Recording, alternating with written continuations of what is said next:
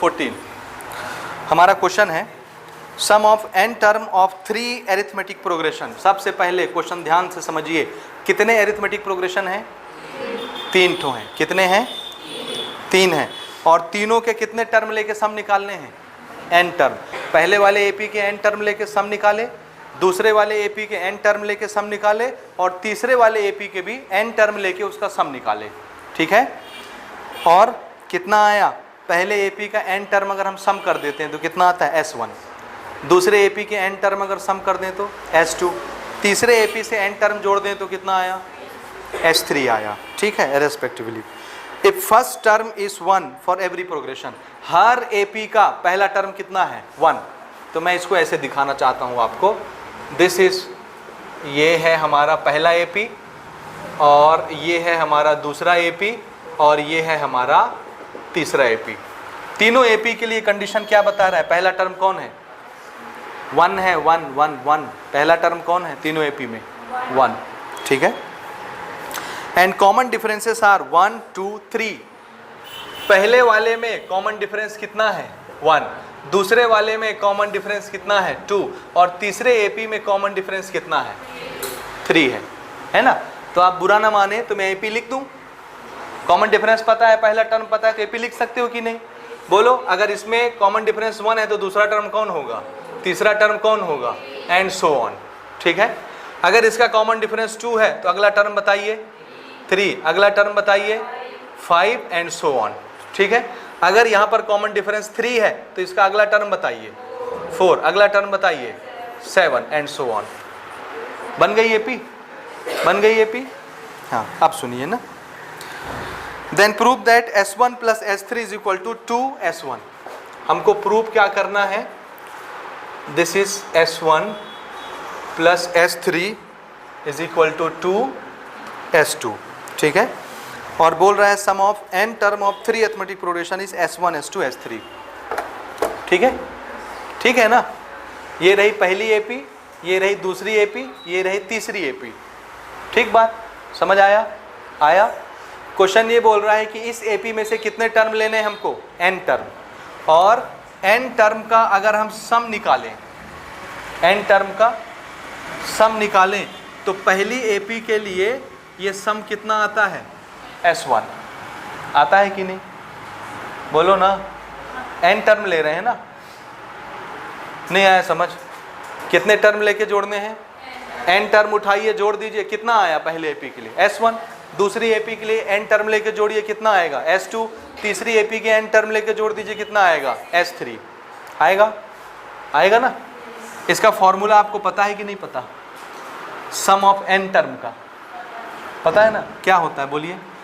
n upon n term ही ले रहे हैं ना, n upon 2 multiplied by 2 into a कितना है पहली एपी के लिए? 1 plus n minus 1, n term भी ले रहे हैं, मल्टीप्लाइड बाय d कितना है पहली एपी के लिए? 1। ये ठीक है? ठीक है कि नहीं? तो ये कितना हो गया? पहली एपी के लिए लिख रहा हूँ ना, फॉर फर्स्ट एपी, ऐसे लिखते हो ना आप लोग। ये फर्स्ट एपी, पहली एपी के लिए n टर्म ले रहा हूँ, n टर्म, और उस n टर्म का सम S1 क्वेश्चन बोल रहा है। तो S1 इज इक्वल टू कितना हो गया? इतना। जरा सॉल्व करिए इसको। This is n upon 2 plus n minus 1 है ना। तो 2 में से 1 चला गया, 1 बचेगा, n प्लस 1 ही बचा ना। ठीक कर रहे हैं ना? n plus 1, this is n multiplied by n plus 1 divided by 2। ठीक है? ठीक है कि नहीं? ठीक है ना। तो यानी सम ऑफ n टर्म पहली एपी के लिए कितना आया? इतना आया। ठीक है। दूसरी एपी की बात करते हैं। For second AP, sum of n term का सम, क्वेश्चन क्या बोलता है? क्या नाम है? S2। समझे ना? नहीं समझ आया? ये नहीं आया? कौन कैंसिल हो जाएगा? ये अकेला थोड़ी ना है, तेरे से प्लस माइनस ही नहीं बनता है। आज तक तो यही नहीं सीख पाया। ये अकेला होता तब ना इससे कैंसिल होता, इसके साथ ये प्लस में है तो ये एक क्वांटिटी है, ये इसको नहीं कटा सकता, इसके साथ और कोई, जब ये अकेला होता तब कैंसिल होता। समझा ना, ये बहुत बेसिक सी चीज़ है, 5वीं के बच्चे को आता है ये समझा ना, ये आया यहाँ तक, आया ना? हाँ, कोई डाउट इसमें? नहीं होना चाहिए ना। अब सुनिए, दूसरी एपी की बात कर रहे हैं। सेकंड एपी के n टर्म हमने लिए और n टर्म का सम निकाला। क्वेश्चन क्या बोलता है, कितना आएगा? S2। n टर्म का सम दूसरी एपी के लिए S2। और लगाइए जरा फॉर्मूला, क्या फॉर्मूला होता है? n/2, this is 2 multiplied by पहला टर्म। इस सेकंड एपी के लिए पहला टर्म कौन? 1 मल्टीप्लाइड बाय n-1। d कितना है इस एपी के लिए? 2। ठीक है ना, 2 मल्टीप्लाई में है ना, ये d हम मल्टीप्लाई में लिख रहे हैं 2। अब जरा सॉल्व करिए इसको, या अब हम ये कर सकते हैं, देखिए ना, इसमें 2 है, इधर भी 2 है, कॉमन निकाल लें, इस 2 को कैंसिल करा दें। आप समझा ये इसको क्यों कैंसिल कर रहा है? ये इसी भर को कैंसिल नहीं कर रहा, इसको भी कैंसिल कर रहा है। तो यहाँ से 2 निकला, तब जाके ये कैंसिल होगा। तो यहाँ कौन बचा? n, और यहाँ से 2 निकल गया तो कौन बचा है? सिर्फ 1। ये रहा प्लस 2 निकल गया तो सिर्फ कौन बचा? n-1। ये माइनस प्लस कैंसिल हो गया, सिर्फ n बचा, यानी ये क्या बन गया? n²। तो S2 कितना आ गया? n²। ठीक है, अब लेते हैं तीसरी AP.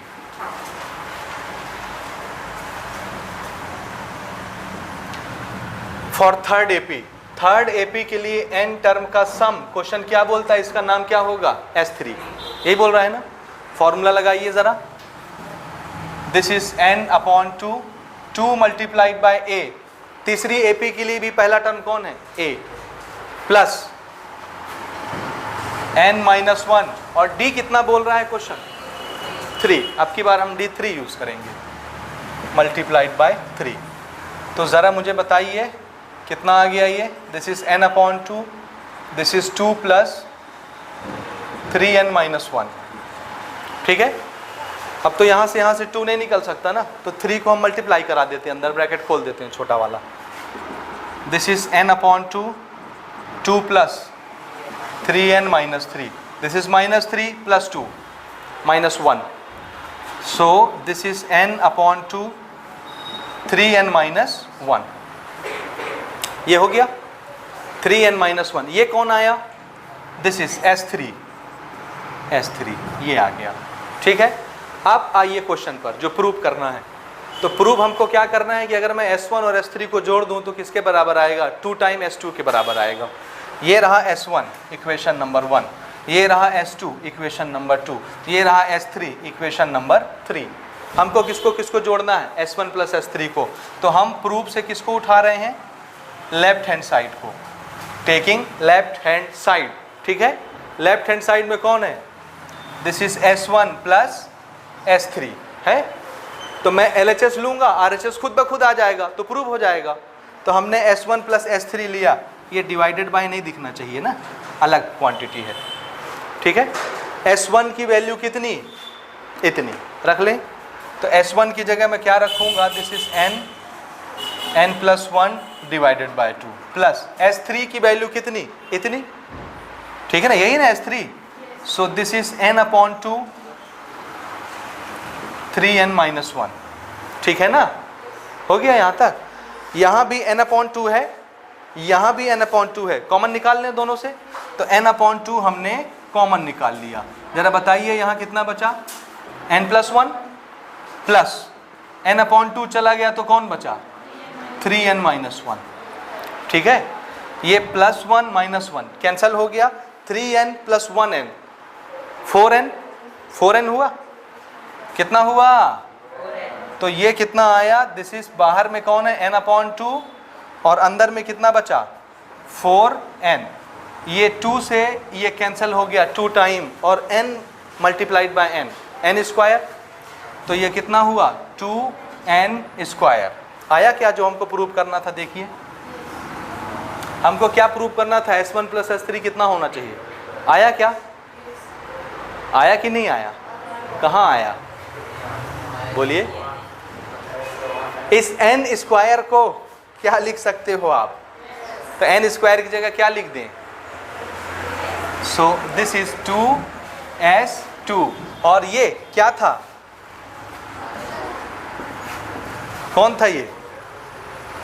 S1 plus S3, so this is S1 plus S3। कितना आ गया? 2S2। हो गया प्रूफ? हो गया? हाँ हो गया।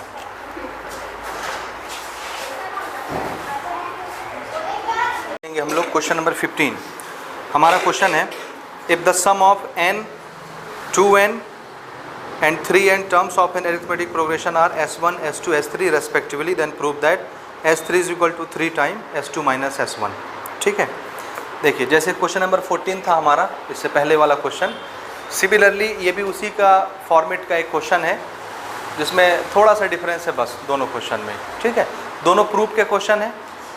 ठीक है, यानी हमको प्रूफ करना है, और प्रूफ करने के लिए हमको कंडीशंस क्या बताई जा रही हैं। एक एपी है, कितनी? इससे पहले वाले क्वेश्चन में कितनी एपी थी? 3 एपी थी। यहाँ पर सिर्फ कितनी एपी है? 1। अब कंडीशन ये बोलता है कि एक एपी में से n टर्म ले लीजिए। कितने? n टर्म, और n टर्म का सम निकालिए। कितना आएगा? S1। पढ़िए। ठीक है, लिखा है n टर्म का सम कितना आता है? S1 आता है। इसी एपी में से n टर्म लेने के बजाय 2n टर्म ले लीजिए और 2n टर्म का सम निकालिए। कितना आएगा? S2। और 2n लेने के बजाय 3n टर्म उठाइए और इसका सम निकालिए। कितना आएगा? S3 आएगा। एपी कितनी है? 3 की 1। एक ही एपी है, उसमें से अलग अलग टर्म हम जोड़ रहे हैं। ठीक है, तो ये चीज़ हमको प्रूव करनी है। S3 is equal to 3 into S2 minus S1। ठीक है ना। क्वेश्चन ये बोल रहा है कि एपी में से मैं कितने टर्म लूँ? कितने? n term. n टर्म, तो n टर्म का सम कितना आता है? S1। ठीक है, ये एक कंडीशन हो गई। दूसरी कंडीशन, अगर मैं 2n टर्म उठाऊं उसी एपी से और सम ऑफ 2n टर्म निकालूं तो कितना आता है? S2। ये हो गया दूसरा कंडीशन। और तीसरा कंडीशन है कि अगर मैं 3n टर्म ले लूं और 3n टर्म का सम निकालूं तो कितना आता है? S3 आता है। ये 3 कंडीशन हो गई। ठीक है, ठीक है ना। तो पूछा क्या है कि ये प्रूफ करके दिखाओ। ठीक है, कि S3 is equal to, S3 कौन है? ये है 3n टर्म का सम S3। तो ये 3n टर्म का सम किसके बराबर है? 3 टाइम है दोनों सम के डिफरेंस के बराबर। 3 time of difference of both the sum. ठीक है, 2n और n वाले का डिफरेंस। ठीक है ना। अब इसको कैसे बनाएंगे? तो सम का फॉर्मूला यूज़ कर रहा है। सम का फॉर्मूला बनाना हमको आता है। एक ही एपी है ना, एक एपी, ना उसका फर्स्ट टर्म पता है, ना उसका लास्ट टर्म पता है, ना उसका कॉमन डिफरेंस पता है। तो एटलीस्ट हम ये तो मान सकते हैं कि उस एपी का फर्स्ट टर्म a होगा, कॉमन डिफरेंस स्मॉल d होगा। तो आप इसको पहले नोट कर लीजिए। Let the first term and common difference of an AP, let the first term and common difference of an AP are small a and small d respectively। ठीक है, a first term हमने मान लिया और d को क्या मान लिया? कॉमन डिफरेंस मान लिया रेस्पेक्टिवली। ठीक है ना, समझ आया यहाँ तक? ठीक है, पक्का। अब देखिए कंडीशन नंबर 1, कितने टर्म लेके जोड़ना है? n term. तो नंबर ऑफ टर्म यानी n की वैल्यू कितनी बोला जा रहा है? कितना बोला जा रहा है? n की वैल्यू कितने टर्म लेने मुझे? कितने? पहला कंडीशन, कितने टर्म लेके ऐड करना है? n term. तो n की वैल्यू कितनी हो गई? n टर्म लेने हैं ना भाई। दूसरी कंडीशन में कितना लेना है टर्म? तो n की वैल्यू कितनी हो जाएगी? 2n। तीसरा कंडीशन, कितने टर्म लेके ऐड करना है? तो n की वैल्यू कितनी हो जाएगी? तो n की वैल्यू आपको तीनों केस में पता है। a और d आपने मान लिया है, तो सम नहीं निकाल सकते। ठीक है, देखिए केस नंबर 1। केस नंबर 1, ठीक है। If n is equal to कितने टर्म लेने हैं? पहले n लेने हैं। ठीक है, a और d तो ऊपर लिख चुके हो आप। तो सम ऑफ n टर्म क्या होता है? n की जगह n divided by 2। This is 2 into a। First term तो a माना आपने, प्लस कितना n लेना है? n ही लेना है ना भाई, शुरू वाले में n टर्म उठा रहे हैं अपन, तो n की जगह n यूज़ करिए। d आपने d ही माना है।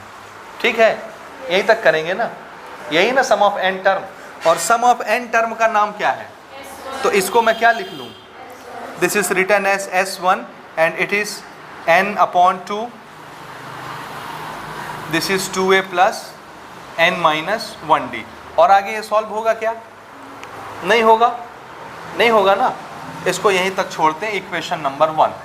दूसरा कंडीशन लेते हैं, केस नंबर 2। यहाँ पर हमको n की वैल्यू कितनी बोल रहा है लेने, कितने टर्म उठा रहे हैं अपन, तो n की वैल्यू क्या होगी? 2n term. भाई जितने टर्म लेते हो वही n की वैल्यू होती है ना। 15 टर्म लोगे तो n की जगह क्या लिखोगे? 15। तो अब की बार बोल रहा है कि 2n टर्म उठा के ऐड करना है, तो n की वैल्यू कितनी लिख देना है? a और d आप मान चुके हैं, जहाँ जहाँ n आएगा वहाँ वहाँ क्या लिखना है आपको? 2n लिखना है। तो सम ऑफ 2n टर्म कितना होता है? n की जगह क्या आ गया? 2n divided by 2, n upon 2, और ब्रैकेट में 2 into first term plus n minus 1, और n कितना मान चुके हैं अपन? तो n जहाँ जहाँ आएगा वहाँ 2n लिख देंगे, एंड दिस इज d। ठीक है, ठीक है। अब देखिए क्या कर सकते हैं अपन, यहाँ से 2 और 2 कैंसिल कर दें, 2 कैंसिल हो गया, n बचा, this is 2a plus 2n minus 1d। और आगे सॉल्व होगा क्या? ये नहीं हो रहा। और सम ऑफ 2n क्या नाम है इसका? S2। तो इसको हमने क्या लिख लिया? S2 लिख लिया, और इसका नाम रख दिया इक्वेशन नंबर 2। ठीक है, यहाँ तक समझ आया आपको ना? इससे आगे नहीं सॉल्व हो रहा तो इसको यहीं तक छोड़ देंगे। ठीक है, केस नंबर 3 लेते हैं। केस नंबर 3, यहाँ पर हमको कितने टर्म उठाने हैं? टर्म नंबर कितना? 3n टर्म लेने हैं। तो यहाँ पर हमने 3n टर्म ले लिए, जहाँ जहाँ n आएगा सम के फॉर्मूले में वहाँ वहाँ पर क्या रखेंगे? 3n रखेंगे। तो sum of 3n term n upon 2, तो n की जगह 3n मल्टीप्लाई में 2 into a plus 3n minus 1, and this is d। ठीक है ना? अब तो यहाँ से ये कैंसिल भी नहीं हो रहा और आगे सॉल्व भी नहीं होगा, है ना? इस 3n को क्या नाम दे सकते हैं अपन? तो इसको हमने लिख दिया S3। This is 3n divided by 2, this is 2a plus 3n minus 1 into D. This is equation number 3। हो गया भाई? यहाँ तक तो हमने क्या बनाया? S1 किसको कहते हैं, S2 किसको कहते हैं, S3 किसको कहते हैं? ये रहा पहला इक्वेशन, दूसरा इक्वेशन, तीसरा इक्वेशन, S1, S2, S3 में।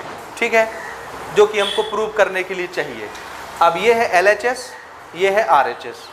आप LHS ले लीजिए, इसको सॉल्व करना शुरू करिए, RHS खुद ब खुद आ जाएगा, प्रूव हो जाएगा। या आप LHS उठा लीजिए, या इसको RHS बोलेंगे ना, राइट हैंड साइड का मटेरियल उठा लीजिए, इसको सॉल्व करना शुरू करिए, ये खुद ब खुद आ जाएगा LHS, तो प्रूव हो जाएगा। अब ये तो सिंगल पार्टी है, तो इसको लेके दिमाग बहुत ज़्यादा लगाना पड़ेगा, तोड़ना पड़ेगा, अपने से एप्लीकेशन लगाना पड़ेगा। इसको छोड़ देते हैं, इसको लेते हैं। इसमें 2 मेंबर आते हैं, इनकी वैल्यू हम पुट करेंगे, वैल्यू निकालेंगे, ये खुद ब खुद आ जाएगा। तो अपन क्या लें यहाँ से? RHS, LHS खुद ब खुद आ गया, बराबर हो जाएंगे तो प्रूव हो जाएगा। समझे ना? तो अपन RHS लेकर के स्टार्ट करते हैं। यहाँ पर लिखिए टेकिंग RHS। ठीक है, टेकिंग RHS। ठीक है, चलिए हमारा RHS क्या है प्रूव करने के लिए?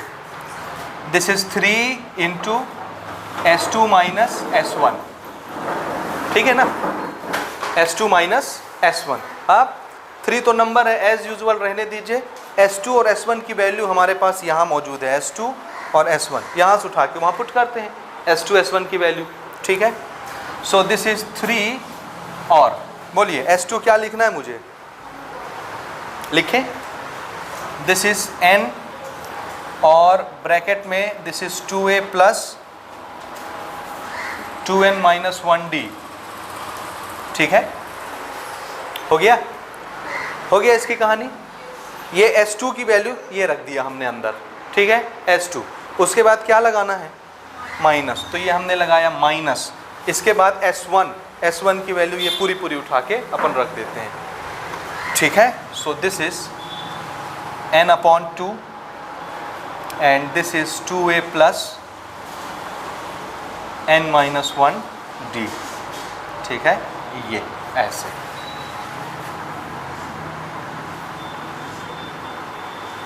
ये रखा गया S2 माइनस S1।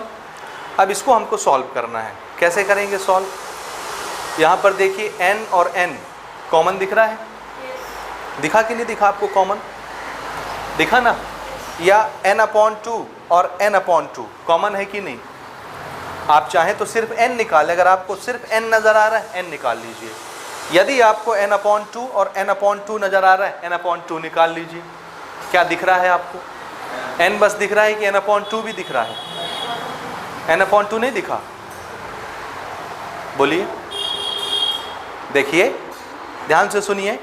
अगर मैं ये n/2 यहाँ भी n/2 बनाना चाहता हूँ, अगर मैं एक 2 नीचे लिख दूँ तो बड़ा दिक्कत हो जाएगा।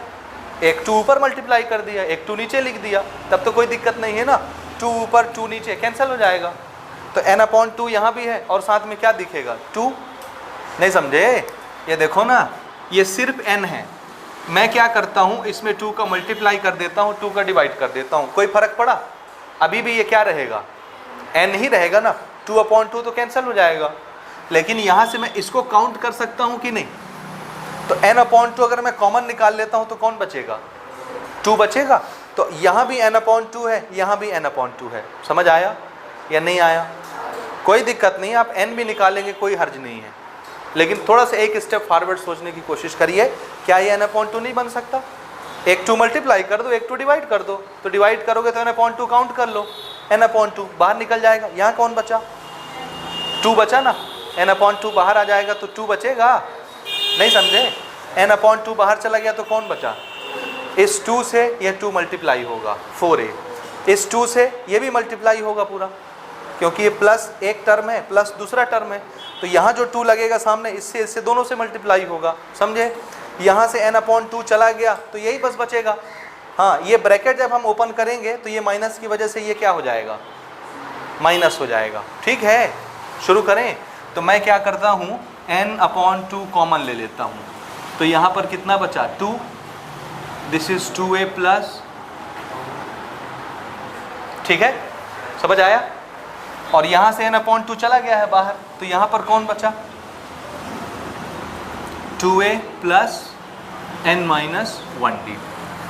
ठीक है भाई, यहाँ तक समझ आया आपको कि नहीं आया? आया ना? हाँ, अब जरा मुझे बताइए, इस 2 का मल्टीप्लिकेशन कर देते हैं, अंदर में ब्रैकेट खोल देते हैं सारे ना। यहाँ पर 3 भी था ना सामने, तो ये 3 भी लिख लेते हैं। दिस इज 3n/2 और 2 जा 4a प्लस 2 इससे भी मल्टीप्लाई होगा, दिस इज 2n-1, ठीक है, इंटू d, ये माइनस। ये समझ आया? 2 का मल्टीप्लिकेशन इसके साथ, 2 का मल्टीप्लिकेशन इस पूरे के साथ। तो आप चाहो तो 2 का मल्टीप्लिकेशन इसमें करा सकते हो अंदर, या नहीं कराना है तो अगले स्टेप में करा लेंगे, नहीं तो फिर ज़्यादा फास्ट हो जाएगा तो फिर समझ नहीं आएगा, है ना। ये ब्रैकेट अपन ओपन करे दे रहे हैं ना, इसका वाला, तो ये क्या हो जाएगा? 2a minus n-1d। ठीक है, यहाँ तक बोलो, यहाँ तक क्लियर है? ठीक है, इधर क्या चला आ रहा है? This is 3s2 minus s1, ये चीज़ हम बना रहे हैं, ठीक है ना। इसके इक्वेट ये वाली क्वांटिटी आई, ठीक। अब देखिए 4a प्लस में 2a माइनस में, 4a में से 2a चला गया, कितना बचेगा? 2a बचेगा। इधर लिख रहा हूँ ऊपर ना, this is 3s2 minus s1 and it is equal to 3n/2। 4a minus 2a कितना? 2a, ठीक है। इस 2 का अंदर मल्टीप्लिकेशन करवा लीजिए, ठीक है। तो साथ में d भी होगा मल्टीप्लाई, फिर ये 2 और d साथ में है ना, 2d है, क्योंकि d भी मल्टीप्लाई हो रहा है, 2 भी मल्टीप्लाई, तो 2 और d को साथ में सोचो, 2d। तो 2d इससे मल्टीप्लाई होगा तो कितना आएगा? 4nd by 2d multiplied by 2n, तो कितना हो जाएगा? 4nd minus 2d multiplied by 1, 2d। ये वाला ब्रैकेट भी खोल दीजिए, दिस इज nd और माइनस माइनस प्लस d। समझ रहे हैं?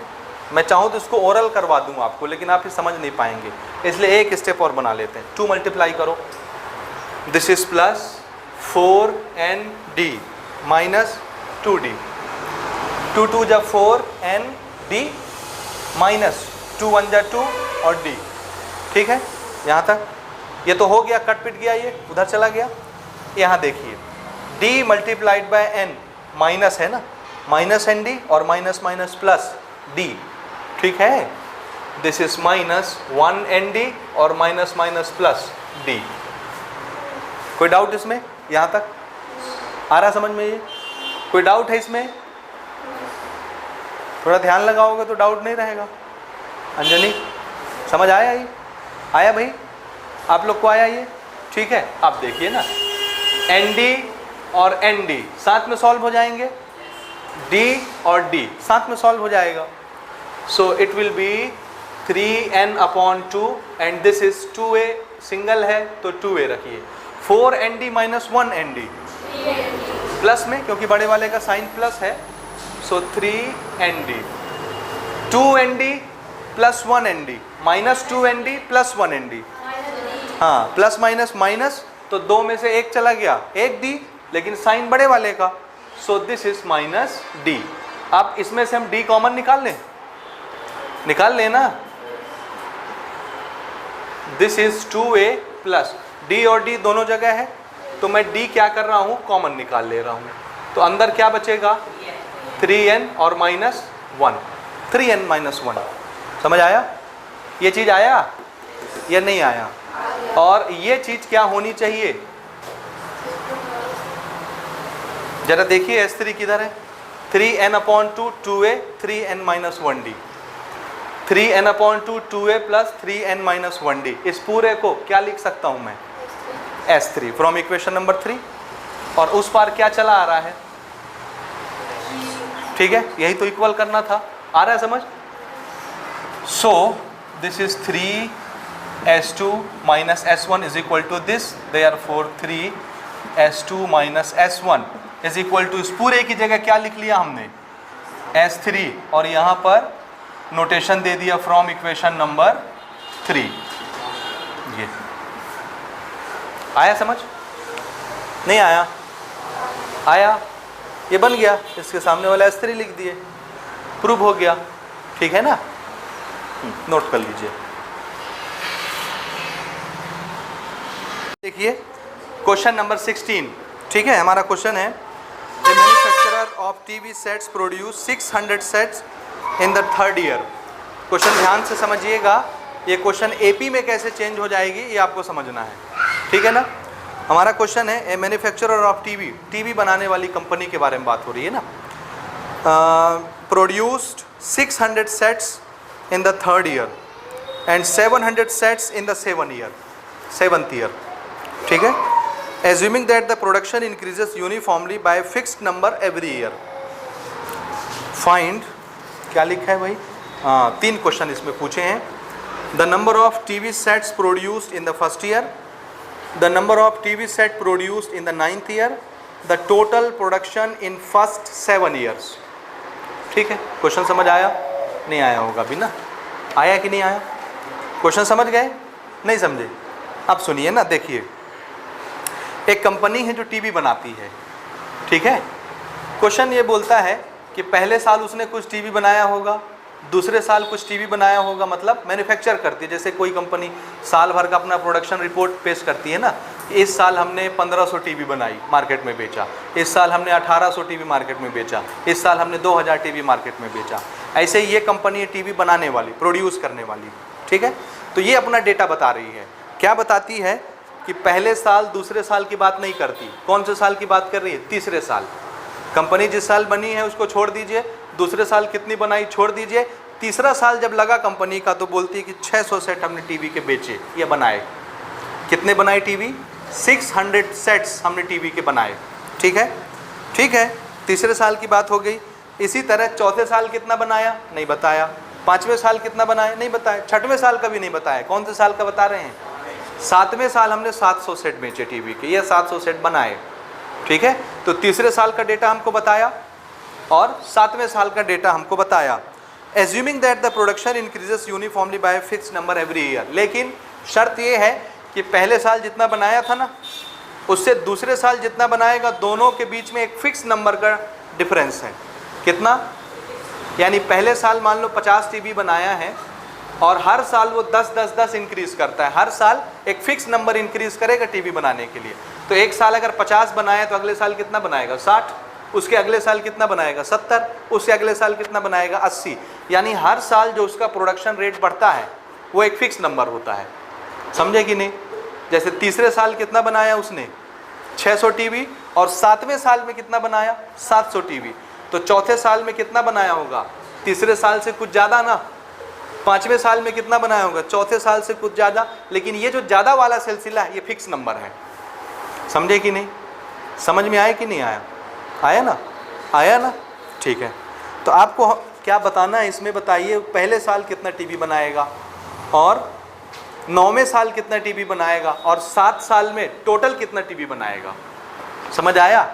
आप थोड़ा सा ध्यान से देखिए इसको कैसे अपन एपी में कन्वर्ट करते हैं ना, ध्यान से समझिएगा। सपोज पहले साल उसने कितना बनाया A1, पहले साल कितना प्रोडक्शन है उसका, दूसरे साल कितना प्रोडक्शन है और तीसरे साल कितना प्रोडक्शन है। तो इसका नंबर तो हमको बता दे रहा है कितना टीवी बना रहा है 600 तीसरे साल, ना पहले साल का बताए ना दूसरे साल का बताए, तीसरे साल का बता दिया, ठीक है।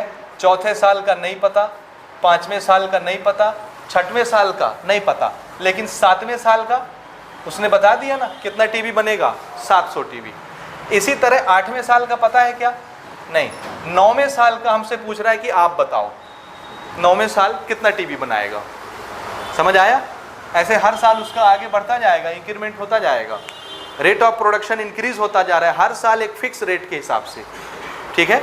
समझ आ रहा है कि नहीं। वो जो हर साल fix number of TV increase करता है वो क्या है, कॉमन डिफरेंस। नहीं समझे, समझे कि नहीं समझे। जैसे ही बनाया होगा 400 टीवी, मान लो पहले साल कितना बनाया होगा 400, तो दूसरे साल कितना बनाएगा, कुछ ज़्यादा बनाएगा ना। मान लो मैं बोलता हूँ 50 टीवी ज़्यादा बनाया, कितना, तो यहाँ कितना बना रहा है वो 400, तो यहाँ कितना बनाएगा 450, फिर 50 बढ़ा दीजिए 500, समझाने के लिए बता रहा हूँ। अदरवाइज ये 600 है तो मैं इसको कितना बोल दूँ, एक साल 500 बनाया, अगले साल कितना बढ़ाएगा 50, तो कितना हो जाएगा 550, फिर 50 और बढ़ा लेगा। यानी जो नंबर बढ़ रहा है हर साल फिक्स नंबर बढ़ रहा है ना। 50 मतलब इस साल भी 50 बढ़ेगा, अगले साल भी 50 बढ़ेगा, अगले साल भी 50 बढ़ेगा, फिक्स नंबर बढ़ रहा है। तो जो number of TV per year increase हो रहा है वो क्या होगा, हमारा फिक्स कॉमन डिफरेंस। क्या होगा, कॉमन डिफरेंस होगा। ठीक, यहाँ तक समझ आया क्वेश्चन। तो उन्होंने बताया कि तीसरे साल हम 600 सेट बनाते हैं टीवी का, 7वें साल में 700 सेट बनाते हैं। तो आप बताइए भैया 9वें साल में हम कितना सेट बनाएंगे टीवी का, ये। और हर साल हम एक फिक्स नंबर इंक्रीज करते हैं टीवी बनाने में, ठीक है। एक तो ये क्वेश्चन हो गया। ये पूछा है 9वां, और क्या पूछा है, पहले साल है ना। ये वाला भी हमसे पूछा है कि बताइए पहले साल कितना टीवी वो बनाएंगे। यानी आपसे क्या पूछ रहा है, ए फर्स्ट टर्म, और आपसे क्या पूछ रहा है, A9 9वां टर्म पूछ रहा है, ठीक है। और एक क्वेश्चन पूछा है क्या, शुरू से लेकर के 7 साल तक हमने टोटल कितनी टीवी बनाई, समझे ना। जैसे तीसरे साल 600 बनाया, 7वें साल 700 बनाया, तो 7 और 6 कितने हो गए 1300। तो 1300 तो खाली इन्हीं दोनों साल के मिला के हुए ना। कुछ यहाँ भी बनाया होगा इस साल, कुछ इस साल भी बनाया होगा, कुछ इस साल भी, कुछ इस साल बनाया होगा। तो सब मिला के what is the sum of this 7th term. इस एपी के 7 टर्म उठा के जोड़िए, कितने टीवी बनाएगा, सम निकालना है। समझ आ रहा है ना। टोटल प्रोडक्शन पूछ रहा है 7 ईयर का, तो अब क्या करेंगे, टोटल नंबर ऑफ टीवी पूछ रहा है कितना बनाया होगा, तो सब जोड़ के बताएंगे ना। जोड़ना मतलब क्या, सम निकालना 7 टर्म का। समझ आया। अब कैसे बनाएंगे, देखिए क्या चीज़ हमारे पास अवेलेबल है, तीसरे टर्म का नंबर, ठीक है, 7वें टर्म का नंबर, 2 डेटा अवेलेबल है ना। आप इससे ए और डी नहीं निकाल सकते, निकाल सकते हैं कि नहीं। ऐसे क्वेश्चन आप पहले एक्सरसाइज में बनाए, फर्स्ट एक्सरसाइज में इसके बनाए कि नहीं बनाए। मान लेते हैं let a fixed number of production of TV set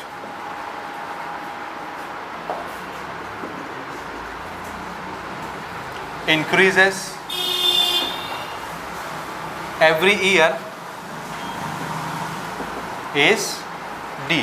मान लेते हैं हर साल एक fix number of TV production जो इंक्रीज होता है हर साल, वो कितना है D टीवी। वो हर साल बढ़ाता जाएगा। D कोई नंबर होगा ना, हर साल इतना टीवी वो बढ़ा के बनाता जाएगा, हर साल फिक्स है ये नंबर, ठीक है। पहले साल मान लेते हैं कितना टीवी बनाया, A पहले साल कितना टीवी बनाया ए बनाया। ठीक है, अब हमको क्या चाहिए, हमको पहले साल का बताना है और 9वें साल का बताना है और फिर सम निकालना है। ठीक है, तो मुझे क्या चाहिए, ये ए और डी चाहिए ना, तो ए और डी पता चल जाएगा तो मैं तो किसी साल का भी निकाल सकता हूँ, समझे। तो ए और डी निकालने के लिए देखिए क्या दे रहा है, A3 कितना 600, ठीक है, और A3 क्या है, थर्ड टर्म का नंबर, और थर्ड टर्म का नंबर क्या फॉर्मूला है बोलिए, A plus n minus 1D, क्या है फॉर्मूला, A प्लस, अरे an वाला फॉर्मूला लग रहा है ना, ये वाला an, nth टर्म का नंबर क्या होता है, A प्लस n माइनस, यही तो फॉर्मूला है। तो तीसरे टर्म का नंबर क्या फॉर्मूला आएगा, A प्लस 3 माइनस 1D, ठीक है ना। तो this is A plus 3 minus 1 कितना 2D हो गया। This is equation number 1। दो अननोन क्वांटिटी, तो कितने इक्वेशन चाहिए, A और D यही दोनों अननोन है ना, तो कितने इक्वेशन चाहिए, 2, और 2 इक्वेशन निकालने के लिए कंडीशन कितनी बताई उसने, 2। इसी तरह सातवें टर्म का नंबर कितना बताया है, 700, कैसे लिखेंगे, A प्लस 7 माइनस 1D कितना 6D, इक्वेशन नंबर 2। बोलो, 2 इक्वेशन, 2 अननोन क्वांटिटी, कैसे सॉल्व करोगे, एलिमिनेशन मेथड से। क्या करना है, इससे इसको या इससे इसको घटा देते हैं, तो A और A कैंसिल हो जाएगा, फ्रॉम 2 and 1। इसको मैं लिखता हूँ ऐसे, A plus 6D is equal to 700 and this is A plus 2D is equal to 600, minus minus minus, ये कैंसिल हो गया, 6 में से 2 गया 4D एंड दिस इज 100, तो D इज इक्वल टू कितना 25, कितना हो गया, D पता चल गया। यानी हर साल कितना टीवी इंक्रीज करता जाएगा, वो 25 टीवी हर साल इंक्रीज करता जाएगा। ठीक है, तो आपके पास D है, क्या आप A निकाल सकते हैं, A क्या होगा, पहले साल कितना बनाया था, निकालिए, किसी इक्वेशन में भी रख के, इसमें रख लो, from first this is A plus 2D is equal to 600, so A plus 2 into 25 is equal to 600, तो A इज इक्वल टू 50 हो गया, उधर जाके माइनस हो जाएगा, कितना हो गया 550। तो पहले साल कितना टीवी सेट बनाया होगा 550, दूसरे साल कितना बनाएगा 25 और बढ़ेगा ना 575, तीसरे साल कितना बनाएगा 600। समझ आया कि नहीं, आया कि नहीं। तो ये पहला आंसर हमारा हो गया। क्या लिखोगे, TV produced in first year कितना 550 टीवी सेट्स, पहले साल कितना प्रोड्यूस हुआ 550, ठीक है। हर साल कितना इंक्रीज हो रहा है 25 25 25। हमसे कौन सा पूछा है 9वें साल कितना बनाएगा, तो 9वें टर्म का नंबर ही तो होगा 9वें साल जितने टीवी बनेगी। तो यहाँ पर आप क्या लिखेंगे, therefore TV sets in 9th year, TV sets in 9th year, 9वें साल कितना टीवी बनेगा। तो बताइए 9वें टर्म का नंबर कैसे लिखते हैं आप, A प्लस 9 माइनस 1D, ऐसे लिखते हो ना, A और D आपको पता है निकल जाएगा। A कितना निकाले अपन 550 A, ठीक है। 9 माइनस 1 कितना हो गया 8 मल्टीप्लाइड बाय 25, 25 अट्ठे कितना होता है 200, 25 अट्ठे 200 ना, 200 प्लस 550 750, कितना हो जाएगा, हाँ इतना टीवी सेट। ये तो 9वें साल कितना टीवी बनाएगा 750 टीवी बनाएगा। दोनों आंसर हो गए। पहले साल कितना बना रहा है 550, 9th ईयर में कितना टीवी सेट प्रोड्यूस करेगा 7, वो आपको समझ आना भी चाहिए। देखिए 7वें साल कितना है, तो 8वें साल कितना बनाएगा 725, हर साल 25 इंक्रीमेंट होता है, तो अगले साल एक 25 और बढ़ जाएगा, तो कितना हो जाएगा 750, ठीक है। अब ये पूछ रहा है अगला क्वेश्चन कि शुरू से लेकर 7 साल तक टोटल उसने कितना टीवी प्रोड्यूस किया, ठीक है। यानी सम पूछ रहा है, सम ऑफ 7th टर्म पूछ रहा है, ठीक है। यहीं पर ले लेते हैं, therefore sum of all TV sets till 7th year, ठीक है, सारे टीवी सेट की गिनती 7 साल के अंदर अंदर तक। ठीक है, कैसे निकालेंगे आप? सम ऑफ 7 टर्म, तो n कितना ले लेना है आपको, और आप दोनों फॉर्मूले यूज कर सकते हैं, d वाला या an वाला। देखो 7वें साल का नंबर तो आपको पता है ना, तो आप कौन सा लगाएंगे? लग जाएगा ना। ये देखो पहले टर्म का नंबर भी आपको पता है, कॉमन डिफरेंस भी आपको पता है, और लास्ट टर्म का नंबर भी आपको पता है। वो तो 7 साल का पूछ रहा है ना, तो डी वाला लगाना पसंद करोगे सम, या an वाला लगाना पसंद करोगे? an, लेकिन आपको समझ आना चाहिए भाई ना, क्यों an लगा रहे हैं। आप डी वाला भी लगा सकते हैं, कौन सा लगाएं? an वाला लगा लें, ठीक है। सो दिस इज n/2, और क्या करते हैं अपन? a कितना? 550 प्लस an 7। आया समझ? नहीं आया? आया ना? या डी वाला लगा लो, नहीं आ रहा तो फिर ठीक है, ऐड करो। 700 और 550 कितना होता है? 7 5 12, 1250। 1250 डिवाइडेड बाय 2 कर दो, 625। 625 डिवाइडेड बाय 7 कर लो, आंसर आ जाएगा। 625 divided by multiplied by 7, 625 multiplied by 7, ठीक है। और बताओ कितना आता है इसका आंसर? 625 मल्टीप्लाइड बाय 7 कितना आया? 375 टीवी सेट्स। अब अपना आंसर मैच कर लीजिए पीछे से बुक से, कितना आता है? ये आता है या कुछ और आता है? आ रहा है? आ जाएगा, आप कोई भी फॉर्मूला लगाएंगे, ठीक है, नोट कर लीजिए। क्वेश्चन नंबर 17 देखिए, a contract on construction job specifies A penalty for delay of completion beyond a certain dates as follows: 200 rupees for the first day and 250 rupees for the second day, 300 rupees for the third day, etc. The penalty for each successive day being 50 rupees more than the preceding day. 50 rupees more than the preceding day. This is the penalty rupees. How much money will the contractor have to pay as penalty if he has delayed the work by 30 days? ठीक है, आप थोड़ा सा अपने मातृभाषा में प्रश्न को समझिए, ठीक है। एक ठेकेदार है, उसने किसी कंस्ट्रक्शन जॉब का ठेका लिया है, कॉन्ट्रैक्ट लिया है, ठीक है। मान लो गवर्नमेंट की कोई स्कीम है, कोई ब्रिज बनवाना है, कोई बिल्डिंग बनवानी है, तो एक कॉन्ट्रैक्टर ने कॉन्ट्रैक्ट ले लिया, ठीक है। तो गवर्नमेंट में फिर नियम कानून भी तगड़े होते हैं ना। एक टाइम लिमिट आपको दी जाती है कि आपको इस टाइम के अंदर कंस्ट्रक्शन वर्क पूरा करके देना है ना। और अगर ठेकेदार उस टाइम में पूरा कंस्ट्रक्शन नहीं कर पाया तो फिर उसको टाइम के बाद उसको पेनाल्टी पे करनी पड़ेगी। यही केस कुछ इस क्वेश्चन में भी हो रहा है कि उसको जो टाइम पीरियड दिया गया था वो टाइम पीरियड ख़त्म हो गया है। आप चार्ज सुनिए पेनाल्टी का। एक दिन अगर डिले किए, यानी गिवन टाइम के बाद अगर एक दिन ज़्यादा किया आपने, एक्स्ट्रा टाइम लिया, तो एक दिन में आपको पेनाल्टी कितनी लगेगी? 200 रुपया, ठीक है। एक दिन और डिले कर दिया तो अगले दिन कितना लगेगा?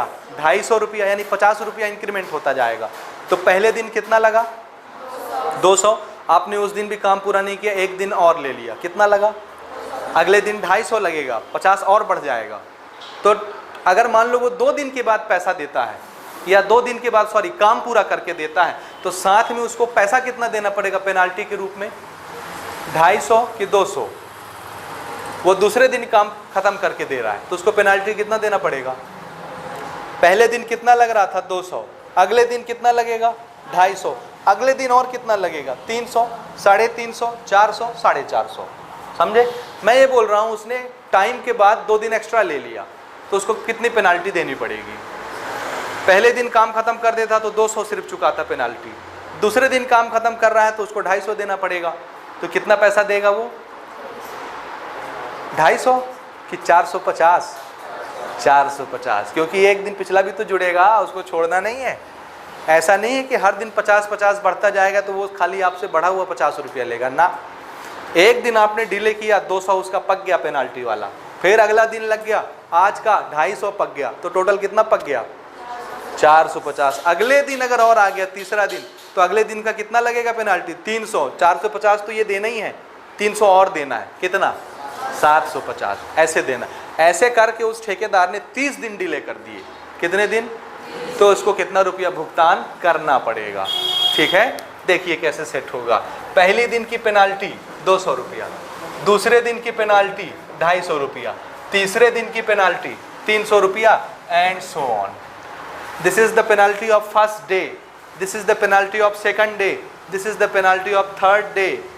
सो how much is the penalty of 30th day. 30वें दिन की पेनाल्टी कितनी लगेगी? तो बोलो भैया कितने टर्म हो जाएंगे 30 दिन के अंदर अंदर? 30 टर्म. ये रहा पहले टर्म का नंबर, दूसरे टर्म का नंबर, तीसरे टर्म का नंबर. तो 30वें टर्म का नंबर जो आएगा वही तो पेनाल्टी होगी. वही होगी क्या पेनाल्टी? ना, वो तो खाली उस दिन का पेनाल्टी होगा 30वें दिन का. लेकिन उसको 30वें दिन अगर चुकाना है तो वो पूरे पैसे जोड़ के चुकाएगा ना. नहीं समझे? समझे कि नहीं समझे? 30वें दिन का जो नंबर आएगा वो तो खाली 30वें दिन की पेनाल्टी है और बाकी के 29 दिन की पेनाल्टी नहीं देगा क्या? तो सब जोड़ के देगा ना. तो उसको कितना देना है? ये जो 30 टर्म होंगे इनका सम देना है. 30 टर्म के जो नंबर आ रहे हैं उसका क्या देना है? सम. तो हमको क्या निकालना है? सम ऑफ 30 टर्म, है ना. तो जरा बोलिए ए कितना, डी कितना, और हमको कितने टर्म लेने हैं? सॉरी कितने? 30. और हमको कितना देना है? Sum of 30 term. यही देना है ना. ये तो आसान है एकदम क्वेश्चन. एस निकालना है, एन डी ए दिया हुआ है. क्या लगाना पसंद करेंगे आप? डी वाला ना. यही लगाओगे ना क्योंकि डी अवेलेबल है, ए एन नहीं पता है. ठीक है, चलिए लगा डालिए.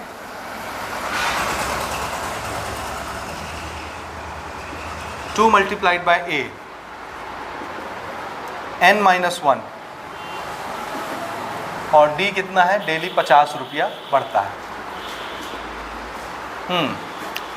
तो ऐसा करते हैं 2 कॉमन निकाल लूँ मैं? 2 कॉमन निकाल लूँ कि नहीं निकालूँ? नहीं निकालें? अच्छा इसको कटा लो फिर हो गया. नहीं निकालोगे तो 15, ये कितना हो गया? 400. 29 मल्टीप्लाइड बाय 50. 29 को 5 से मल्टीप्लाई कर लो, 1 0 बढ़ा लो. 9 5 जा 45, 5 आया और 5 2 जा 10, 10 और 5 15, 1 0 लगा लेते हैं. 1550 ही होगा ना. 29 कितना हो रहा है? 1450 हो रहा है. अच्छा 4 बचा ना. हाँ 1450. ये 29 हुआ ना. 29 मल्टीप्लाइड बाई 50, 9 5 जा 45 का 5, 4 आया. 5 दूनी 10, 4 14, 1 0 लगा लिए 50 वाला. ठीक है, ये हो गया. अब तो इसका आप डायरेक्ट कैलकुलेशन कर सकते हो ना. बोलो तो कितना आता है आंसर इसका? इसको प्लस कर लो, इससे मल्टीप्लाई कर दो. कितना आता है मुझे आंसर बता दो बस. तो इतना रुपया ठेकेदार पेनाल्टी पे करेगा. पेनाल्टी कितना आया? कितना आया बोलिए? करके बताना है. ओ बिटिया करके बताना है, सबको करना है अपना अपना. 27, इतना ही. तो इतना रुपया देगा पेनाल्टी के तौर पे. 30 दिन का जुर्माना. ठीक है ना, समझ आया? बुक से मैच करो. ये आता है क्या? आता है तो ठीक है. आ रहा है. Question number 18. A sum of 700 is to be used to give 7 cash prizes to a student of a school for their overall academic performance. If each prize is 10 rupiah less than its preceding prize, then find the value of each of the prizes. ठीक है, देखिए एक school में कोई competition चल रहा है और 7 प्राइजेस स्कूल वालों ने रखा है. कितना? 7, यानी 7 कैंडिडेट को प्राइज़ मिलेगा. कोई कंपटीशन चल रहा होगा, मेहंदी का, डिज़ाइन का, कोई भी कंपटीशन. ठीक है, तो उसमें कितने प्राइज़ डिस्ट्रीब्यूट करने हैं स्कूल की तरफ से? 7 प्राइज़ बांटने हैं, यानी 7 बच्चों को प्राइज़ मिलेगा. ठीक है, अब टोटल स्कूल वाले कितना पैसा दे रहे हैं प्राइज़ बांटने के लिए? 700 रुपया. उस 700 रुपया में 7 लोग लेंगे. कितने हिस्से जाएंगे इसके? 7 लोगों को मिलना है प्राइस. स्कूल वाले कुल 700 रुपया दे रहे हैं कि लो भैया बांट देना 7 लोगों में. टीचर को दे रहे हैं. टीचर कितने को बांटेगा? 7 स्टूडेंट आएंगे, उनको कैश प्राइस देना है. कुछ रुपया आएगा सबके हिस्से में. कंडीशन ये बताई स्कूल वालों ने कि देखो जिसको फर्स्ट प्राइस मिलेगा ना, जैसे मान लो मिसाल के तौर पर मैं बोलता हूँ, पहले को मिला 100 रुपया, पहले को कितना मिला, तो जो दूसरे वाले को दोगे प्राइस तो 10 रुपया घटा के दोगे, कितना पाएगा सेकंड प्राइस, 90 रुपये। तीसरा वाला जब प्राइस लेने आएगा 10 और घटा देना, चौथा जब आएगा तो आप समझ गए, यानी पहले वाले को जितना मिलता है उसके बाद वालों को 10 10 10 10 कम करके मिलता है। समझ आया, ये कंडीशन है। तो टोटल सम कितना है हमारे पास, 700 रुपया, ठीक है। और कितने लोगों को प्राइस बांटना है। अब इसको थोड़ा एपी के जैसे फिगर बनाइए दिमाग में, एपी में कैसे सेट होगा ये, ठीक है ना। तो टोटल देखिए मेरे पास सम कितना रुपया है, 700 रुपया टोटल है, तो इसको सम मानूंगा ना। टोटल पैसे को क्या बोलते हैं अपन, सम। इसको 7 टुकड़े करने हैं, कितने, 7 टुकड़े करने हैं, ठीक है। अब जब ये 7 टुकड़े होगा तो n की वैल्यू आपको कितनी समझ आ जानी चाहिए, 7। टोटल 7 टर्म है और सातों का सम कितना होना है, 700 रुपया। समझ आया। टोटल 7 टुकड़े में बंटना है पैसा, 7 लोग ले जाएंगे तो 7 ही टर्म बनेंगे ना। पहला वाला टर्म इतना रुपया, दूसरा वाला टर्म इतना रुपया, तीसरा वाला टर्म इतना रुपया, और सबका सम मिला के कितना होना है। तो ये कितने टर्म का सम है, 7 टर्म का सम है। So this is sum of 7 term, ठीक है। समझ आया। 7 टर्म का सम ही 700 रुपीज़ होगा कि नहीं। अब बताइए, पहला एपी का नंबर मैं आपको सोचवा रहा हूँ ना, सोचिएगा। मान लो एक कैंडिडेट को कितना मिला, 100 रुपया, पहले कैंडिडेट फर्स्ट विनर 100 रुपया, ठीक है। तो दूसरा विनर जो आएगा उसको कितना मिलेगा, 90। तीसरा आएगा कितना मिलेगा, तो एपी समझ में आई, 100 90 80। तो जरा बताइए डी कितना आया, 10 की -10, this is 100, next one is 90। और आप डी कैसे निकालते हैं, आगे वाला माइनस पीछे वाला, तो 90 - 100 करेंगे ना। प्राइस मनी कुछ भी आए उससे नहीं फर्क पड़ता, सोचने का तरीका समझ आया। डी कैसे आ रहा है, डी कितना आया, डी कितना आया, -10 आया। तो हमको क्या निकालना है, पहले बंदे को कितना प्राइस मिलेगा, यानी क्या, एपी का पहला टर्म कितना होगा, यही होगा ना पहला प्राइस मनी। तो जरा देखिए, एस पता है, एन पता है, डी पता है, ए नहीं निकल जाएगा, कैसे निकलेगा ये, कैसे, कोई है फॉर्मूला, कोई फॉर्मूला है, कोई फॉर्मूला है जो इन चारों से मिल करके बनता हो, कौन सा, सम का ना, कौन सा, Sn is equal to n/2, this is 2a plus n-1d, हो गया, यही बन रहा है ना। इसमें d आता है, n आता है, a आता है, s आता है, तो इन चारों से मिल करके बनने वाला फॉर्मूला यही हुआ ना। चलो वैल्यू हमारे पास है, पुट करते हैं। S7 7 टर्म है ना भाई, चलो इसको मैं लिख लेता हूँ, this is S7 7/2, this is 2a plus 7-1 into d. N की वैल्यू 7 है, S7 कितना है, ठीक है, दिस इज 2 मल्टीप्लाइड बाय, यही तो निकालना है, ए फॉर एप्पल, यही तो निकालना है। 7-1 6 मल्टीप्लाइड बाय डी, डी कितना, -10, ठीक है। अब इस नंबर को अपन इधर ले रहे हैं, तो ये इधर जाएगा, 7 इसके नीचे आएगा, तो 7 नीचे आएगा तो ये कितना बचेगा, 100, 2 ऊपर आएगा, मल्टीप्लाई हो जाए, कितना बच जाएगा, हाँ, 7 नीचे 2 ऊपर, तो 7 नीचे आएगा तो काट देगा, 100 बचेगा, 100 multiplied by 2 200, this is 200 is equal to 2a minus 60।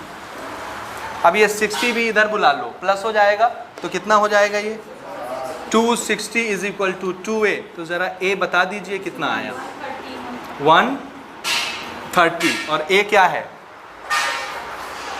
First winner का कैश प्राइस, ठीक है, ध्यान से सुनिएगा ना।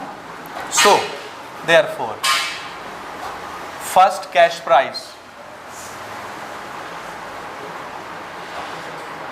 कितना,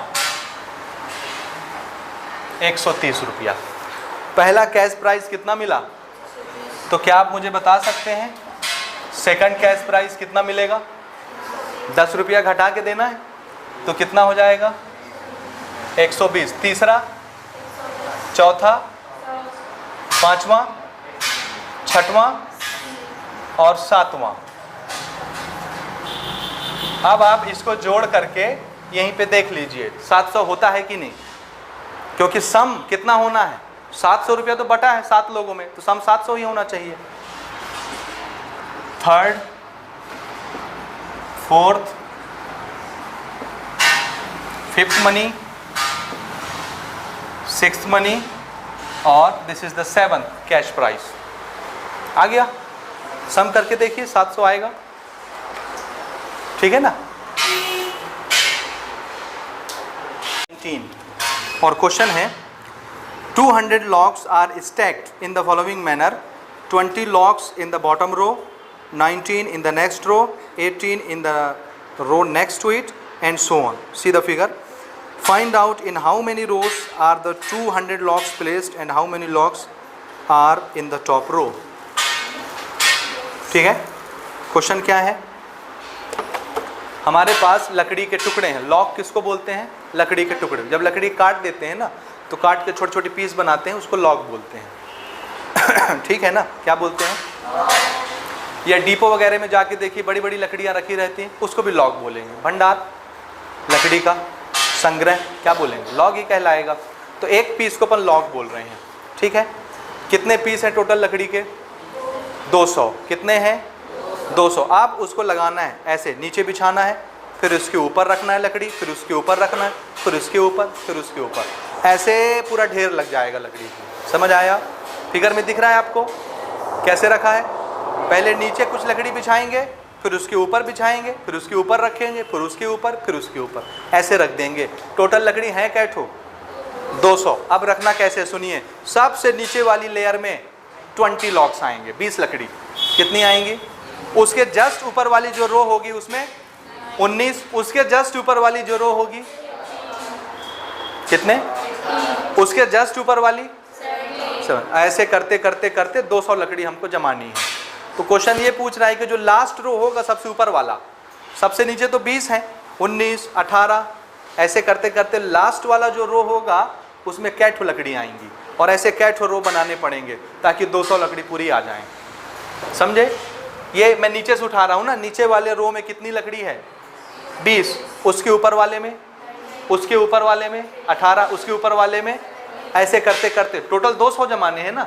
तो जरा ध्यान से सुनिए, पहले रो में कितनी लॉक्स, दूसरे रो में कितनी लॉक, तीसरे रो में कितनी लॉक्स, और ऐसे करते करते बहुत सारे रो बन जाएंगे, एक के ऊपर एक के ऊपर एक। लेकिन कितने बनेंगे हमको नहीं पता है ना, लेकिन टोटल हमको पता है कि जितने भी बनने वाले हैं उसमें टोटल लकड़ी कितनी आएगी, यानी सबका सम कितना आएगा। तो अपन क्या मान लें, कितने रो बनेंगे ऐसे, 1 2 3 4 5, कितने बनेंगे, n बनेंगे। ठीक है, नोट करिए, let total number of rows be कितना, n, और n रो की टोटल लकड़ी जब हम ऐड करके जोड़ेंगे तो कितना आएगा, 200 लकड़ी। तो सम ऑफ n टर्म, यानी पहला रो 20 लकड़ी, दूसरा रो 19 लकड़ी, तीसरा रो 18 लकड़ी, ऐसे करते करते n रो का सम जब निकालेंगे तो कितनी लकड़ी, 200 लकड़ी, 200 लॉक्स। ठीक है, समझ आए कि नहीं। तो पहले हम ये पता लगाएंगे कि 200 लकड़ी में कितना n होगा, कितने रो बनेंगे।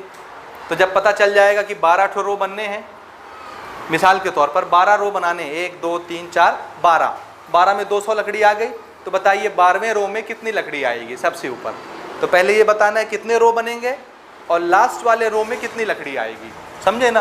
तो पहले निकालना पड़ेगा ना कै ठो रो बन रही हैं, तब ना लास्ट वाले में लकड़ी देखें कितनी आ रही है। सबसे टॉप वाला लास्ट रो होगा ना, तो यही तो पूछ रहा है कि सबसे टॉप मोस्ट वाले रो में कितनी लकड़ी आएगी।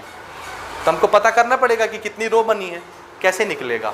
देखिए एस है, एन ही पूछ रहा है ना कितनी रो बन रही हैं। तो देखिए ए है कि नहीं आपके पास, डी है कि नहीं आपके पास, कितना 19 - 20, ये एन है कि नहीं आपके पास, एन, और क्या है सम ऑफ एन टर्म कितना 2। तो एस एन डी और ए से मिलकर के बनने वाला फॉर्मूला,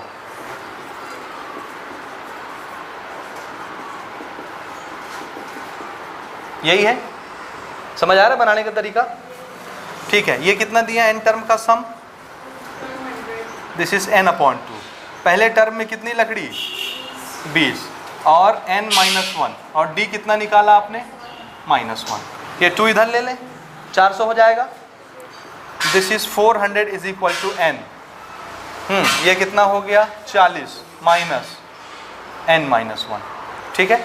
और मैं अब इसको खोल दूं ब्रैकेट को यहीं पर, अगर मैं ब्रैकेट खोल दूंगा तो ये माइनस क्या हो जाएगा प्लस, तो 40 + 1 कितना हो गया 41 माइनस n ब्रैकेट में n बाहर। और ये क्या बनने जा रहा है बोलिए, हाँ क्वाड्रेटिक इक्वेशन। इसको इधर लेते हैं, n² - 41n + 400 is equal to 0। ये क्या बन गया क्वाड्रेटिक इक्वेशन। क्या आप इसको सॉल्व कर सकते हैं? n² - 41n this is 400 equal to 0। है कोई दो नंबर ऐसे जिसको मल्टीप्लाई करें तो 400 आए और प्लस माइनस करें तो 41 आए? 20 × 21 नहीं है, आता है क्या 20 है ना, गड़बड़ हो जाएगा। 16 6 5 30, 16 और 25 16 बना लिए क्या? इसको बड़ा फास्ट बना लिए, फैक्टराइज कर लिए क्या? अरे वाह, कितना आया 16 एंड 25 की 21 25 25 और 16, तो ठीक है बनाते। 25 और 16 होगा, मल्टीप्लाई करेंगे 400 आएगा, और 25 और 16 आप जोड़ोगे तो कितना आ जाएगा 41। तो सेट हो रहा है, चलिए बनाते हैं। n² दिस इज 25, इसको 16 मैं यहाँ पर ले लेता हूँ पहले। This is 16n - 25n + 400 is equal to 0, ठीक है। एक यहाँ से कॉमन, एक यहाँ से common, n common n - 16, 25 common n - 16, तो एक टर्म बन गया n - 16 और एक टर्म बन गया n - 25 is equal to 0। n की वैल्यू एक बार आई 16 और n की वैल्यू एक बार आएगी 25। दोनों पॉसिबल हैं, दोनों पॉजिटिव आ रहे हैं, दोनों चलेंगे, ठीक है। चलेंगे कि नहीं? तो हम दोनों को चेक करेंगे कि चलेंगे कि नहीं चलेंगे। चेक करने का तरीका पता चल गया ना, कितने रो बनने हैं, पहली रो, दूसरी रो, तीसरी रो, चौथी रो। कितनी रो बनेगी? या तो 16 या तो मान लो 25 रो बनती है, तो 25वें रो में कितनी लकड़ी आएगी? यही पूछा है क्वेश्चन ना, टॉप मोस्ट रो में कितनी आएगी लकड़ी। तो 25वां रो ही सबसे ऊपर वाला रो होगा, उसमें कितनी लकड़ी आएगी? ये 25वां टर्म हो गया ना, पहले टर्म में कितनी लकड़ी, दूसरे टर्म में कितनी लकड़ी, तो 25वें टर्म में कितनी लकड़ी आएगी? नहीं निकल जाएगा। n पता है 25, और क्या निकालना उसका an नंबर, जरा निकालिए an कितना होता है। यहाँ पर लिखिए case number 1, if number of row n is equal to 25, तो हमको क्या निकालना है 25वें टर्म का नंबर, समझ रहे हैं ना। 25वें रो में कितनी लकड़ी होगी वही निकलेगा यहाँ से। This is a + 25 - 1d। a कितना था 20, ये हो गया 24 मल्टीप्लाइड बाय -1, d -1 आया था ना, तो ये हो गया 20 - 24 -4। बताइए अगर 25 रो बनते हैं तो 25वें रो में कितनी लकड़ी आती है? नंबर ऑफ लॉग नेगेटिव हो सकता है क्या? No, this is not possible, not possible, असंभव है। नेगेटिव लकड़ी कैसे हो सकती है? इसका मतलब है 25 रो नहीं बने होंगे, तो कितने रो बने होंगे? चेक करके देखते हैं 16वें रो में कितनी लकड़ी आएगी। Case number 2, if number of rows n is equal to 16, तो 16वें रो में कितना नंबर होगा? a + 16 - 1d, this is 20 + 15 multiplied by -1, this is 20 - 15, this is 5। ये तो चलेगा ना। 16वां रो सबसे टॉप मोस्ट रो होगा और उसमें कितनी लकड़ी आएगी? आखिरी रो में 5 लकड़ी आएगी। सेटिस्फाइड हो गया? ये इसका आंसर है, नोट कर लीजिए। तो टोटल कितने रो बनेंगे इसमें? 25 की 16 रो बनेगा, और 16वां रो सबसे टॉप मोस्ट रो होगा और उसमें कितनी लकड़ी आएंगी? 5 लकड़ी आएंगी। ठीक है, हो गया। देखिए question number 20। In a potato race a bucket is placed at the starting point. Figure दिख रहा है बुक में आपको सबको? A bucket is placed at the starting point, which is 5 meter from the first potato, and the other potatoes are placed 3 meter apart in a straight line. There are 10 potatoes in the line. कितने potato बिछे हैं? और हर potato के बीच कितना कितना difference है? ना हर potato के बीच कितना कितना डिफरेंस है? दो पोटैटो के 3 metre, 3 metre, 3 metre, 3 metre, 3 metre. ठीक है. A competitor starts from the bucket, picks up the nearest potato, runs back with it, drops it in the bucket, runs back to pick up the next potato, runs to the bucket to drop it in, and she continues in the same way until all the potatoes are in the bucket. What is the total distance the competitor has to run? ठीक है. मैं आपको थोड़ा सा इसका विवरण बताता हूँ. इधर देखिए, ये है एक बाल्टी, ऐसे ये, ठीक है, और ये है वो मैदान जहाँ पर रेस लगाना है. ठीक है. देखिए 10 पोटैटो यहाँ पर रखे हुए हैं ना. इस बाल्टी से, बाल्टी थोड़ा सा ज़मीन पे टच करा देना, ऐसे. ठीक है. इस बकेट से सबसे पहला पोटैटो कितने डिस्टेंस पर है? तो याद रखिएगा 5 मीटर. इस बकेट से पहला पोटैटो, नंबर 1 पोटैटो कितने डिस्टेंस पर रखा है? 5 मीटर पर. तो ये 5 मैं इधर लिखने के बजाय डायरेक्ट यहीं पर लिख दूं, 5 मीटर. बकेट से पहला पोटैटो कितने डिस्टेंस पर है?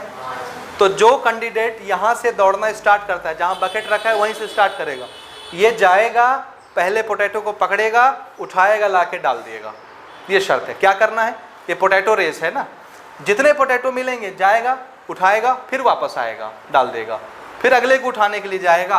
अगला पोटैटो यहाँ से कितने डिस्टेंस पर है? हाँ, इस पोटैटो से 3 मीटर के डिस्टेंस पर है. तो यहाँ से टोटल डिस्टेंस कितना हो गया? ये 5 पर है और यहाँ से 3 मीटर दूसरा पोटैटो है. तो बोलिए टोटल डिस्टेंस कितना? अरे 5 और 3 कितना हो गया? 8 मीटर. समझे ना. तो जरा ध्यान से सुनना ना. निकालने के 2 तरीके हैं, 2 तरह से आप इसको सॉल्व कर सकते हैं. देखिए, सबसे पहले दौड़ेगा तो पहला पोटैटो उठा के आएगा. तो देखिए कितना डिस्टेंस गया. क्वेश्चन पूछ रहा है टोटल कितना डिस्टेंस दौड़ेगा. यहाँ से यहाँ कितना डिस्टेंस दौड़ा? 5 मीटर. फिर वापस गया डालने के लिए इसको, कितना दौड़ लिया? 10 दौड़ लिया. फिर इसको उठाने जाएगा तो गायब हो गया, इधर आ गया. इसको उठाने जाएगा तो कितना दौड़ा? 8 दौड़ा. फिर इसको डालने आएगा तो कितना? तो पहले वाले को ले जाने के लिए बनाने का 2 तरीका मैं आपको बता रहा हूँ. इसको उठाने के लिए टोटल कितना डिस्टेंस दौड़ता है, और इसको उठाने के लिए टोटल डिस्टेंस 16. समझे ना. ध्यान से सुनिए. तीसरा पोटैटो और 3 मीटर दूर होगा, तो यहाँ से इसका डिस्टेंस कितना हो जाएगा? 11. तो जब ये दोनों उठ के आ गए तो फिर इसको पकड़ने के लिए दौड़ेगा. तो इधर गया 11 मीटर, दौड़ के आए 11 मीटर. कितना मीटर दौड़ा? तो अगला कितना दौड़ गया? 22 दौड़ गया. बस इतना काफ़ी है 3 डेटा. देखिए 10, 6, 16, 6, 22. AP है कि नहीं? 6 का डिफरेंस है. तो अगर आप ऐसे AP बनाते हो तो एक ही बार में पूरा कवर हो जाएगा. क्यों? कितने पोटैटो दौड़ाने हैं भाई? 10वां. लेकिन ये कितने मीटर पर है हमको नहीं पता है. समझे ना. तो आप अगर इस तरह के नंबर बनाते हो, यानी इसके लिए 2 डिस्टेंस, इसके लिए 2 डिस्टेंस, इसके लिए 2 डिस्टेंस, डबल कर ले रहे हो, अब तो डायरेक्ट आ जाएगा इससे. या आप एक काम करिए, आप पहले जाने का निकाल लीजिए, टोटल कितना डिस्टेंस गया, उसको 2 से मल्टीप्लाई कर दीजिए तो आने का भी हो जाएगा. कैसे बनाना पसंद करेंगे? ऐसे, या एक बार जाने का निकाल लें, टोटल डिस्टेंस कितना कवर किया, उसके बाद उसको 2 से मल्टीप्लाई कर देंगे तो दोनों तरफ का हो जाएगा. कैसे निकालेंगे? ऐसे, या एक तरफ का निकालें फिर बाद में उसको 2 से मल्टीप्लाई कर दें. बोलो ना. ऊपर वाला. तो ऊपर वाला समझ आया आपको? चलिए, AP 10, 16, 22 एंड सो ऑन. कितने पोटैटो हैं रास्ते में? 10. तो कितने टर्म बनेंगे? 10 टर्म. तो टोटल N कितना हो गया? 10. A कितना है यहाँ पर? 10. D कितना है यहाँ पर? 6. और हमको क्या निकालना है? SN, टोटल डिस्टेंस है ना भाई. 10 पोटैटो में तो इन सब, ये तो डिस्टेंस ना लिख रहे हैं हम, ये क्या लिख रहे हैं अपन? ये सब के सब क्या है? डिस्टेंस. डिस्टेंस. ठीक है. पहले पोटैटो को उठा के डालने के लिए कितना डिस्टेंस ट्रेवल किया? 10 मीटर. 5 जाने में, 5 आने में, 10 मीटर पहले के लिए. दूसरे के लिए 8 8 16 मीटर, तीसरे के लिए 11 11 22 मीटर। तो आने जाने दोनों का कवर हो जा रहा है ना, हम डिस्टेंस लिख रहे हैं, समझे। तो अगर मैं इन सब को जोड़ दूंगा तो टोटल डिस्टेंस आ जाएगा ना जितना वो दौड़ेगा। तो मुझे कितने टर्म जोड़ने हैं? 10 टर्म। ये तो N A D और S क्या फॉर्मूला बना?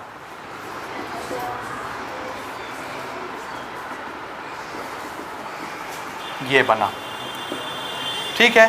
10 टर्म का सम मुझे निकालना है। 2 मल्टीप्लाइड बाय 10 मेरी एपी के हिसाब से। हम चाहें तो हम ऐसी एपी बना सकते हैं, याद रखिए।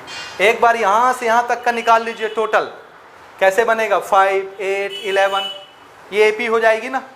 तो यहाँ से यहाँ तक 10 टर्म का निकाल लीजिए, उसको 2 से मल्टीप्लाई कर दीजिए, तो वापस आने का भी हो जाएगा।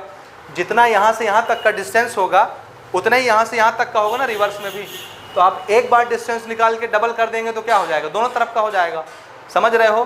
तो तुम चाहो तो ये वाली एपी लेके भी बना सकते हो ये, लेकिन ये सिर्फ एक तरफ का है। इससे जो सम आएगा ना 10 टर्म का, उसको फिर क्या करना पड़ेगा? 2 से मल्टीप्लाई डबल, तब ना वापस आने का भी होगा। ये तो सिर्फ जाने का निकल रहा है ना, यहाँ से यहाँ 5, फिर यहाँ से ये 8, फिर ये 11, फिर ये ऐसे 3 3 बढ़ता जाएगा, समझे नहीं समझे। और ऐसे बना रहे हो तो इसमें आना जाना दोनों कवर हो जा रहा है, ठीक है। हाँ भाई चलो, दिस इज 10 - 1 और D कितना है? 6। दिस इज 5 20 + 9 6 जा 54। तो कितना हो गया ये? 74। और आंसर कितना? 370 इतना मीटर। तो टोटल डिस्टेंस कितना ट्रेवल होगा? और जब आप इससे निकालोगे इसका आधा आएगा, फिर डबल करोगे तो 370 हो जाएगा, समझे ना। तो इसी के साथ ये पूरा चैप्टर कवर हुआ, ठीक है ना। कोई डाउट होगा, कोई भी क्यूरी होगी आपकी किसी भी क्वेश्चन में इस चैप्टर से, आप वो मुझसे कंसल्ट कर लीजिएगा, ठीक है।